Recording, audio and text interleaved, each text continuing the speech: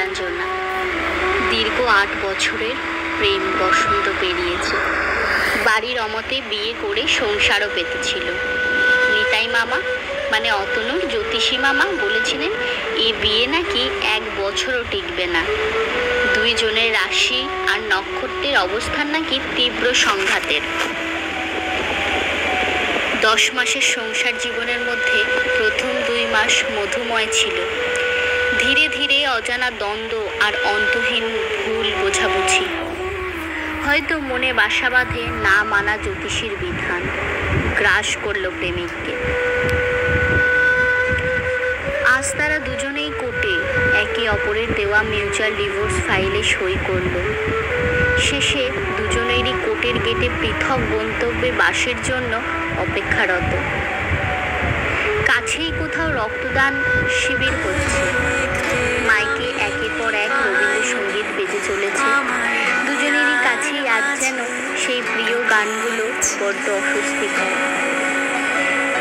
এমন সময় বছর 80-র এক 80 পেরিত বৃদ্ধা এসে নীলাঞ্জনাকে বলল, মা 2 পয়সা দেবে? বউটা 2 দিন হলো কিছু খায়নি। বিশ্বাস করো মা, আমার খিদে লাগে না, কিন্তু ওর খিদেটা আমি সইতে পারি না কিছুতেই। এই শুনে অতনু বলল, আপনার বাড়ি কোথায়? বৃদ্ধ বললেন, হালিশহর বাবা।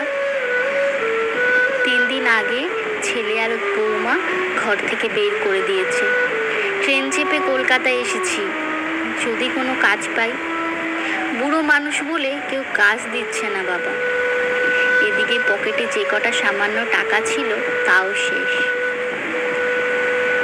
2 দিন এই গাছ চলাতেই আছি। দেবে বাবা কটা টাকা? বেশি না, 10 টাকা দিলেই হবে। বৃত্তান্ত শুনে নীলাঞ্জনা ছুটে গিয়ে বেশ কয়েকটা কচুরি আর তরকারি কিনে ওই গাছতলায় বৃদ্ধার কাছে গেল।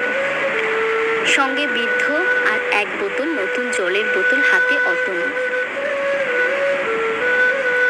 নীলাঞ্জনা আর অতনু ঠায় দাঁড়িয়ে হাঁ করে দেখছে অমূল্য প্রেমের ইতি। দুজনেই তাদের কাঁপা কাঁপা হাতে দুজনকে খাইয়ে দিতে ব্যস্ত।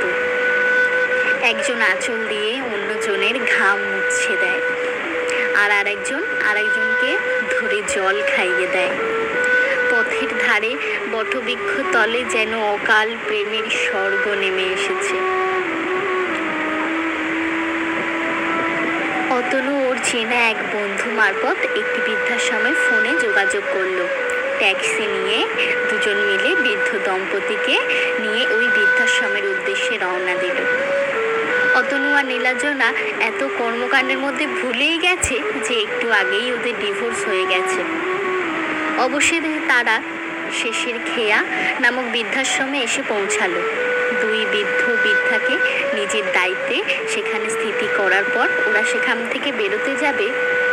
সেই বৃদ্ধটি হেসে বললেন, অনেক অনেক বছর এইভাবে একসাথে থেকো তোমরা। খুব খুশিতে থেকো বাবা, খুব ভালো থেকো মা। বৃদ্ধাশ্রমের বাইরে কাছেই কোথাও ব্লাড ডোনেশন ক্যাম্প চলছে। যথারীতি এখানেও সেই রবি ঠাকুরের গানই বাজছে। অতনু নীলাঞ্জনাকে বলছি ডিভোর্সের পর সেই বউকে যদি না ছাড়তে চায় তাহলে কি আবার নতুন করে বিয়ে করতে হবে? নীলাঞ্জনা, আইন তাই বলেই শুনেছি। অতনু, যাবে নাকি? নীলাঞ্জনা, কোথায়? অতনু, রেজিস্ট্রি অফিসে। কেঁদে জড়িয়ে ধরল অতনুকে। কাঁদতে কাঁদতে কাঁপা কাঁপা গলায় অতনুর শার্টটা খামচে ধরে বলল, 1 মাস তো নোটিশ দিয়েই অপেক্ষা করতে হবে, থাকবো কোথায়?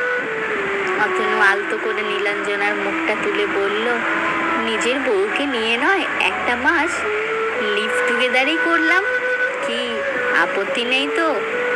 নীলাঞ্জনা, আর তোমার জ্যোতিষী মামা?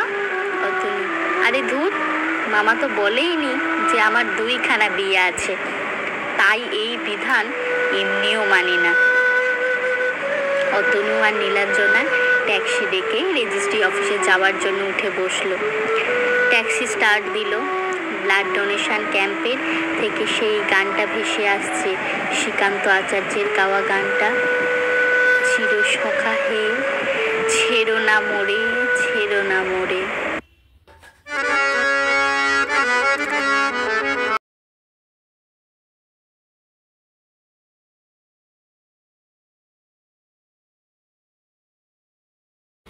মেট্রো রেলের সফরের সাথে সাথে অতনু আর নীলাঞ্জনার গল্প তোমাদের সাথে শেয়ার করলাম। তোমাদের কেমন লাগলো এই স্টোরিটা আমাকে অবশ্যই কমেন্টে জানিও।